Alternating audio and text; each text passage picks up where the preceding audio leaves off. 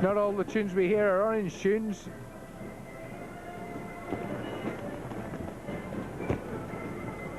There's some popular music as well.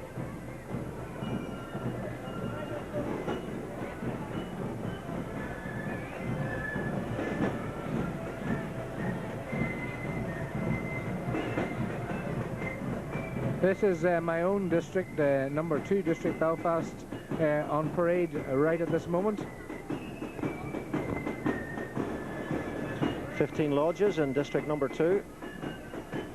Whitewell Temperance leading the demonstration as far as number 2 district are concerned.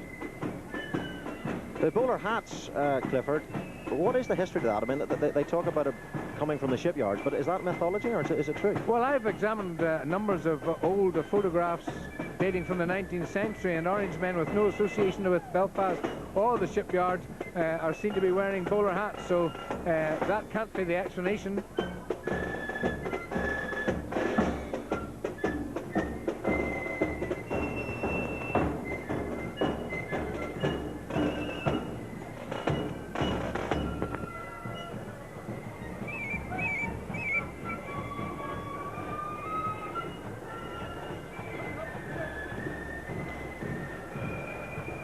The green banner, which was just about to come into vision there, Clover Hill Temperance, LOL 455. That is a familiar ring to it because that's my own Orange Lodge, and there's a few of my family out there today grinning away. I can see Dad in the commentary box. You can get to see them giving you the odd wave down there. They're probably looking for more pocket money. Wrong one. It looks like him from the back. I'm now adopting children, am I?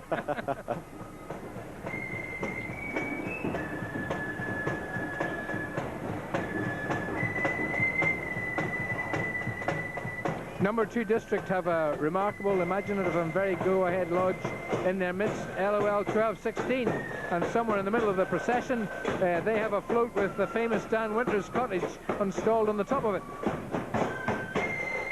Yes, no doubt we shall see that at some stage.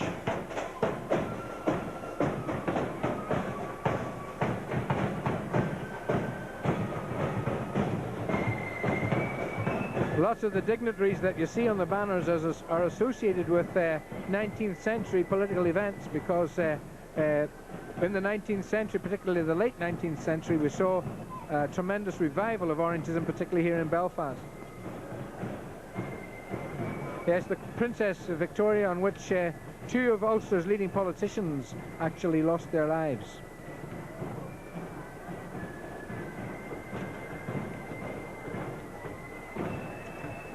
William Bell Memorial, 1187.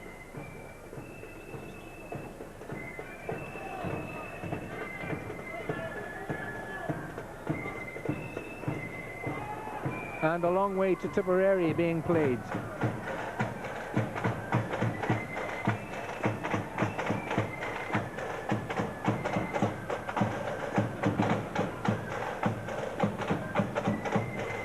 And again we ask the question, where do these drum majors go to practice these skills? He's hardly been practicing in the bedroom during the winter time, or that would have been the lampshade away. I think I'd be worried if I was behind him. If he throws it over his head by mistake, you could get a serious bump on the head from one of those. Surprisingly enough, there have been very few reports of people getting bumped on the head.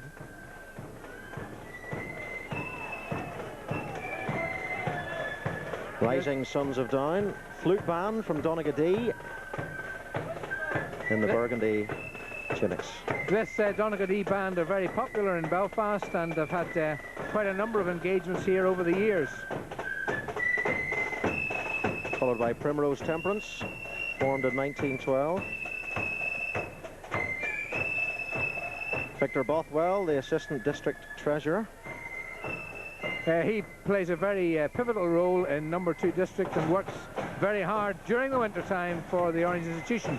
And here comes Dan Winter's cottage, but there's no smoke rising from the chimney. Presumably it is the summertime.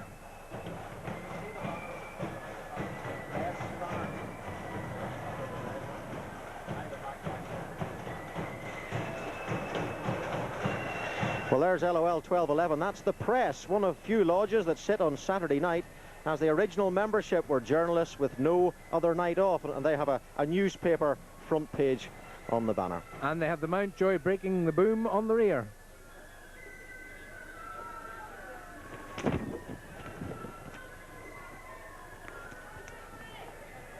You know, in the distance there, as you pointed out quite rightly, Clifford, we see Dan Winter's cottage, or rather a replica of that, to commemorate the Battle of the Diamond. After that, the Orange Order was formed. Diamond Dan Winters, as he was known, led the confrontation with the defenders near Loughgall in 1795. A lot of work, obviously, has gone into that. Tremendous amount of work's gone into the construction of this cottage, but interestingly enough, the Lodge 1216 have also produced small models of the cottage, which they sell to raise funds for their lodge, along with models of Carrickfergus Castle, the Scrabo Tarn and Orange Hall. But I don't think Dan Winter would recognise his ancestral home, but there are plenty of young supporters on guard duty anyway. I think that needs a grant, Clifford. Definitely needs something. And the picture that I have of Dan Winter's cottage has a lot of chickens around the door, but I think they must be in the cooking pot by now. Well, we're not going to get anywhere near the chickens by the looks of those fellas, so we'll stay well back.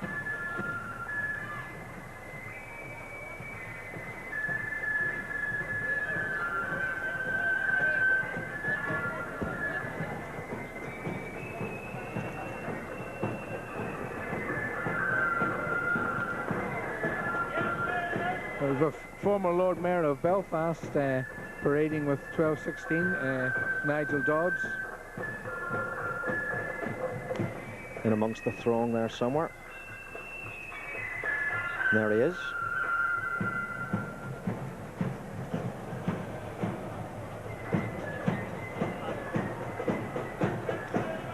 More women, LOL 13 from North Belfast, the Women's Lodge from the Clifton Women's number 3 district.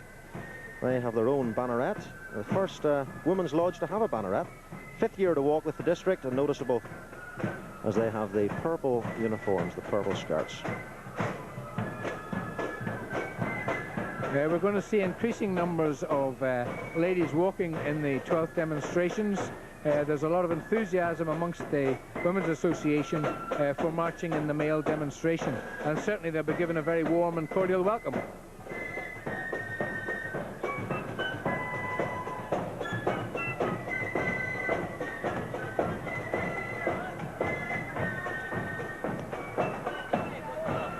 That's 486, and again, major significance there, Clifford. The Duke of Schomberg, LOL. He was a famous Huguenot field marshal and general who supported King William. He brought his long guns to Belfast and damaged our old bridge. He died at the Battle of the Boyne, and he was in his 80th year, in fact, slightly older than that. Stormed Carrick Castle. Part of that, wasn't it? Yes, he was involved in all of that. Very important historical figure during the Williamite Wars, and reminds us of the Huguenot connection with Ulster. There's a lot of folk in Northern Ireland descended from the French Protestants who had to flee persecution in the 18th century and came to live in Ulster.